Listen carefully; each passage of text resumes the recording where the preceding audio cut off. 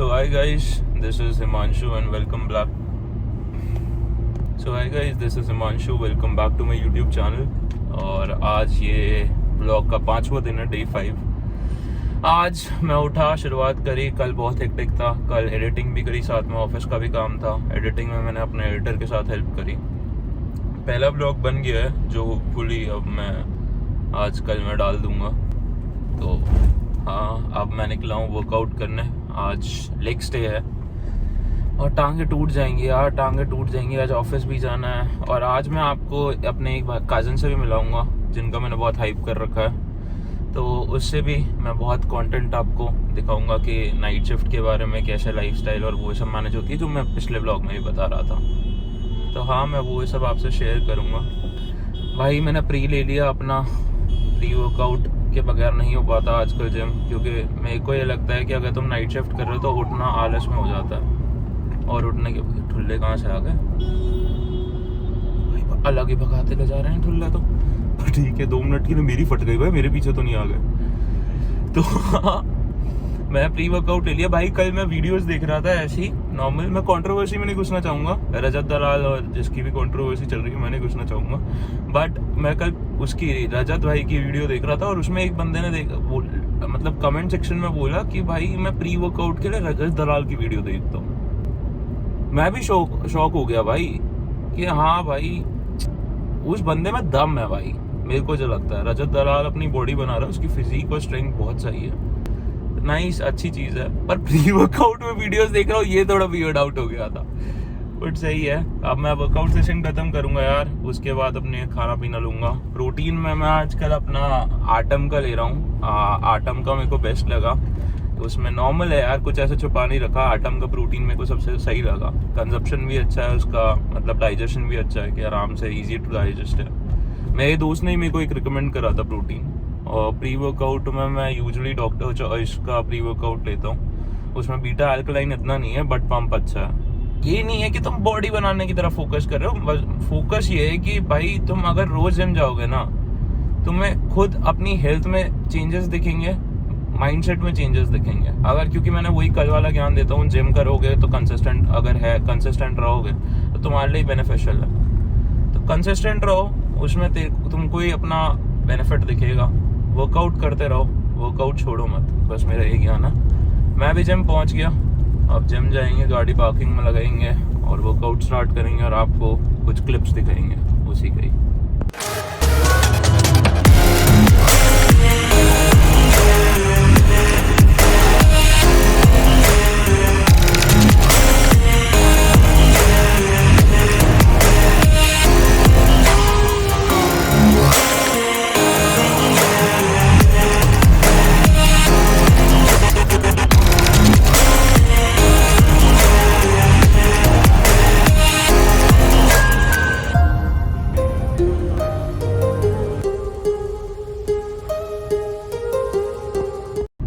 तो यार done with the workout.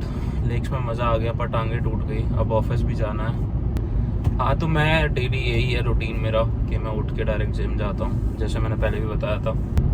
तो दैट्स इट। अब मैं गाड़ी धुलवाने जा रहा हूँ और फिर उसके बाद मिलते हैं ऑफिस जाने के टाइम पे। आपको मुझ से भी मिलवाता हूँ और उसका पार्ट बताता हूँ। सी यू अगेन। तो भाई मैं गाड़ी धुलवाने आया हूँ स्पोर्टेक। ये अपने हर्ष भाई की शॉप है। मोस्टली ग्रेटर नोएडा में तो सभी जानते होंगे। हाँ भाई, अंदर में गया। उस F10 दलाल की भी देखी, जो अगर ड्रिफ्टिंग और रेसिंग को फॉलो करते हो। तो भाई गाड़ी ये भी गॉनफोर्ड है, कार्बन फाइबर होल्ड। अंदर से steering changed, gear knob changed, suspension पूरा लो। ये बनाई भी किसने है वो भी दिखा देता हूँ। स्पोर्टेक हर्ष। आई डोंट नो पर ये किस किस के साथ में होता है, पर यार मेरे को अपनी गाड़ी धुलते हुए देख मज़ा आता है। मैं बहुत टाइम तक अपनी गाड़ी धुलते हुए देख सकता हूँ। मेरे साथ ये है। मेरे को नहीं पता कितने लोग को रिलेट कर पाएंगे, बट मैं अंधा बैठ सकता हूँ। जितनी गाड़ी धुल रही है उतनी देर बैठ सकता हूँ। तो हाँ,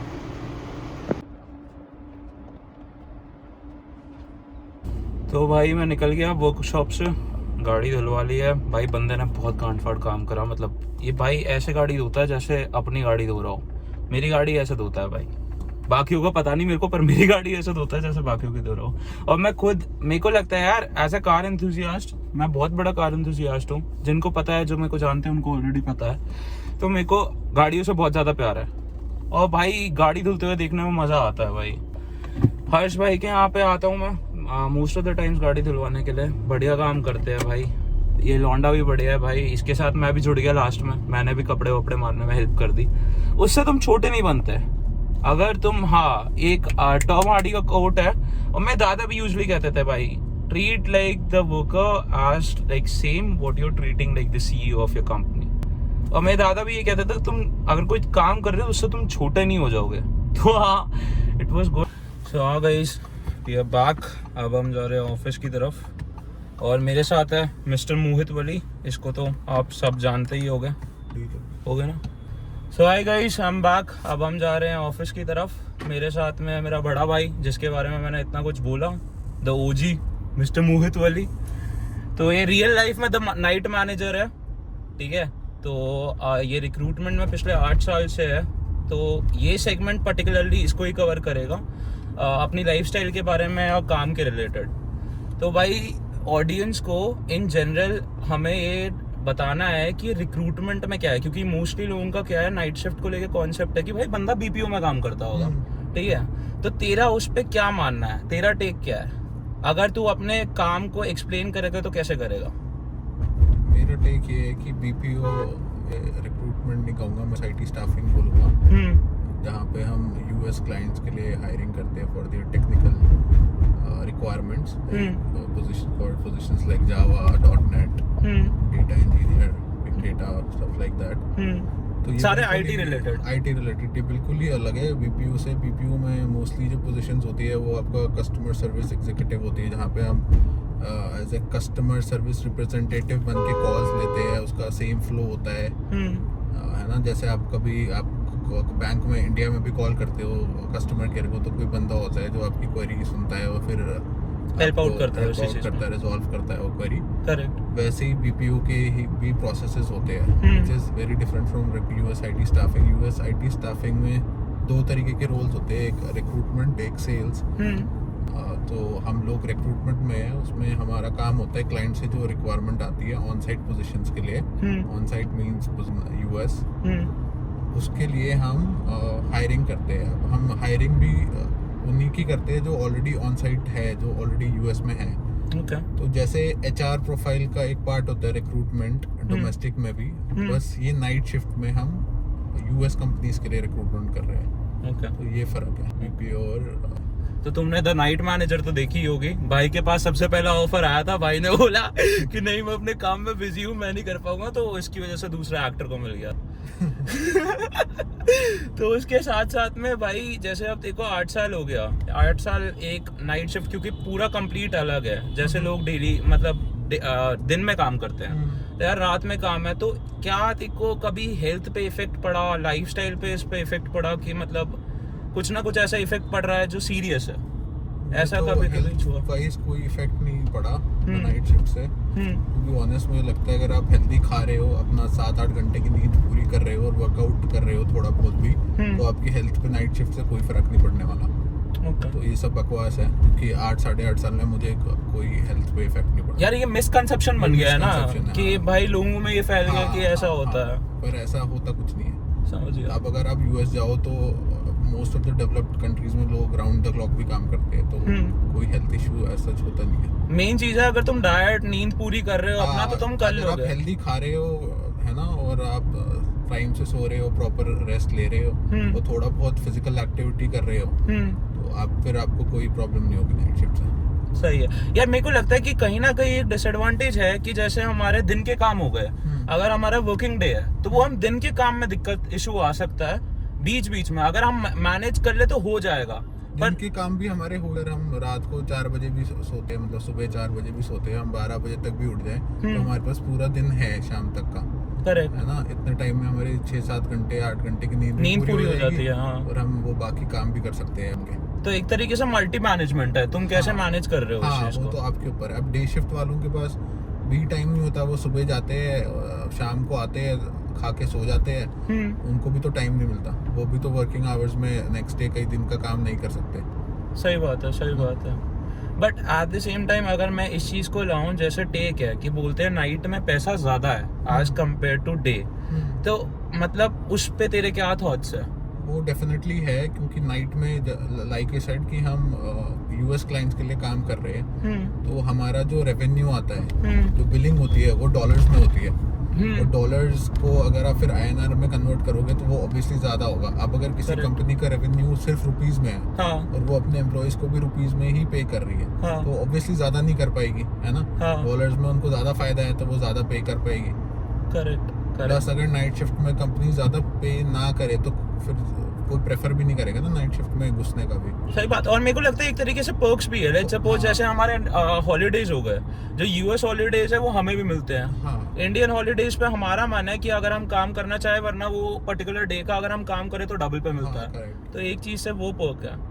तो मतलब अब तेरी नाइट शिफ्ट की वजह से एक तरीके से लाइफस्टाइल पे कुछ इफेक्ट पड़ा जो तेरे को लगता है? जैसे 8 साल एक बहुत बड़ी ड्यूरेशन है काम करना, छोटी बात नहीं है। नेगेटिवली तो कुछ इम्पैक्ट नहीं करा है मेरे ऊपर, पॉजिटिवली जरूर करा है, क्योंकि पैसा है, लाइक ये सेट की रेवेन्यू डॉलर्स में है, कमीशंस हमारे जब कन्वर्ट होके आते हैं डॉलर्स टू रुपीस तो वो बहुत ज्यादा हो जाते हैं, ओके, है ना, इंसेंटिव्स। करेक्ट। फिर सैलरीज भी नाइट शिफ्ट वालों को बेटर मिलती है कंपेयर टू डे शिफ्ट। अगर यही काम डे शिफ्ट में भी होता है डोमेस्टिक रिक्रूटमेंट में, पर उन्हें कुछ सैलरी नहीं मिलती, उन्हें बहुत बेसिक सी सैलरी मिलती है और हार्डली कोई इंसेंटिव होता है किसी कंपनी में। तो ये एडवांटेजेस है नाइट शिफ्ट के, प्लस लाइफस्टाइल में भी इसीलिए पॉजिटिव। पर भाई मैंने ऑनेस्टली स्पीकिंग, मैं अगर सच बताऊं, नाइट में मैंने बहुत लोगों को काम करते हुए देखा है, इसकी लाइफस्टाइल उनसे बहुत अलग है। मतलब आज एन की ये मतलब जेनजीज वाली जो लाइफस्टाइल होती है, इसकी वो लाइफस्टाइल है, इसका वो माइंडसेट है। और ये वो बंदा है जिसने मेरे को एक ज्ञान दिया था जो मैंने जिंदगी भर याद रखा। पिछले 3 साल पहले ज्ञान मिला था मेरे को इससे, कि अगर काम कर रहे हो वो जिम की तरह है। अगर तुम कंसिस्टेंट रहोगे, on a daily basis gym जाओगे, तो तुम्हें उससे फर्क दिखेगा। यही सेम काम में है, अगर तुम रोज काम में एफर्ट्स दोगे तो तुम्हें उसका फर्क दिखेगा कि कैसा आउटपुट है। अगर तुम काम ही नहीं करोगे तो कुछ नहीं हो रहा। अगर आप मेहनती हो, सिंसियर हो, कंसिस्टेंट हो, तो डेफिनेटली आपके लिए काम करेगा। एक तरीके से पर्क है, वो हर चीज में ही है, हर चीज में है। आप जिम ले लो, कुछ भी ले लो लाइफ में, अगर आप कंसिस्टेंट हो, सिंसियर हो, है ना, तो आपकी वो आप अचीव कर ही लोगे। अब एक और पॉइंट जो मेरे दिमाग में अभी आया, जैसे अब तू मैनेजर है, तेरे अंडर टीम है पर्टिकुलर मेंबर्स की। मैंने देखा है भाई, तू बंदा काम है, तू मतलब किसी पे प्रेशराइज नहीं करता, किसी पे इतना पुश नहीं करता काम करने को रिलेटेड। तो ये कामनेस आती कहाँ से काम को लेके? अलग अलग लोगों से मिलते हो, उनसे डील करते हो लाइफ में भी, वो चीज आपको समझ आ जाती है कि आप हर इंसान को एक ही तरीके से नहीं चला सकते, राइट। तो आपको किसी के साथ प्यार से बात करके करना पड़ेगा, किसी के साथ थोड़ा गुस्सा करना पड़ेगा। तो वो डिपेंड करता है कि वो इंसान के साथ क्या वर्क करेगा। तो पहले तो आपको वो आइडेंटिफाई करना है कि वो किस तरीके का इंसान है, उसकी पर्सनालिटी क्या है, अकॉर्डिंगली उसके हिसाब से उससे डील करना पड़ेगा। तो मतलब काम करवाने के तरीके है, तरीका पता होना चाहिए कैसे करवाना है। कैरेट एंड स्टिक रूल कहते हैं। कुछ जिनको तुम्हें मिठाई देके आगे बढ़ाने का वो करना, इंस्पिरेशन देना होता है, और कुछ लोग होते हैं जो जिनको आपको डंडे से ही चलाना होता है, वो प्यार से नहीं मानते। तो बस आपको ये आइडेंटिफाई करना है कि कौन कैरेट वाले हैं और कौन स्टिक वाले हैं। ये मैनेजमेंट का एक रूल है, कैरेट एंड स्टिक रूल। आप हर किसी को कैरेट नहीं दे सकते और हर किसी को स्टिक नहीं कर सकते। नाइस। पर तब भी यार, मतलब इतनी बड़ी टीम संभालना, अकाउंट संभालना अपने ऑफिसेज में छोटी बात नहीं है। इस लेवल पे आके मतलब एक लेवल सेट करना कि एज अ मैनेजर भी वो छोटी बात नहीं। मतलब मेरे लिए तो वो प्राउड अचीवमेंट है कि मैं अपने भाई को देख रहा हूँ, मैं उससे इंस्पायर हो रहा हूँ। जैसे मैंने पहले भी बताया, मेरी इंस्पिरेशन बहुत कम लोग हैं, उनमें से ये भी आता है, उनमें से रोहित भी आता है। वो भी अपनी लाइफ में वेल सेटल्ड है भाई, अच्छा काम कर रहा है, वो यूएस में है अभी के टाइम पे। तो मैं, क्योंकि बुआ के साथ भी वो हुआ था ना, बुआ के साथ भी डिस्कशन हो रहा था, तो उसमें रोहित का भी पार्ट था। तो तब भी एक चीज मैनेज करना और वो सब कामनेस, तो वो एक पॉइंट पे तो टफ लगती होगी कि यार वर्क लाइफ बैलेंस है, घर का भी एक साइड देखना है, साइड बाय साइड काम का भी देखना है। तो उसमें अपनी कामनेस मेंटेन करना, ये वही बोलेगा कि टाइम टू टाइम आती है या कैसे? ये सब एक्सपीरियंस शुरू में नहीं आ जाती लाइफ जीते हो। हाँ, वो डिपेंड करता है कि आपके लाइफ के एक्सपीरियंसेस क्या रहे हैं। है ना, आप कितने लोगों से मिले हो, कितने अलग अलग लोगों से मिले हो, कितने अलग अलग लोगों से आपने डील किया है, उन सब चीजों पे भी डिपेंड करता है। सो ये था एक पर्सपेक्टिव कि अगर तुम नाइट शिफ्ट कर रहे हो, जो मेरा मेन कॉन्सेप्ट था कि एक्सप्लेन करना कि नाइट शिफ्ट ऐसा नहीं है यार कि तुम बीपीओ वगैरह में काम कर रहे हो, बहुत अलग प्रोसेसेस है।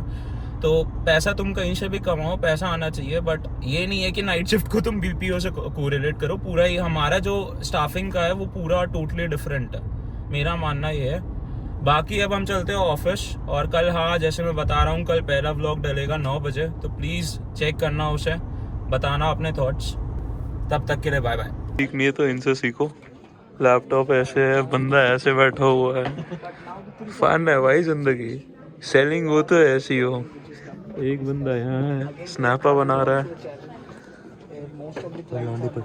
लॉन्डी पटवा दो भाई को। भाई अपना पर्सपेक्टिव बताओ, कैसी चल रही है जिंदगी? भाई की दुखी चल रही है मेरे को लग रहा है। हाँ सॉरी यार, मैं बता नहीं सकता क्या चल। इनका नाम रोशन नेगी है, ये शादीशुदा। रिचा कैसी हो तुम रिचा? 70% स्किल्स 30% एफर्ट्स के साथ रिचा।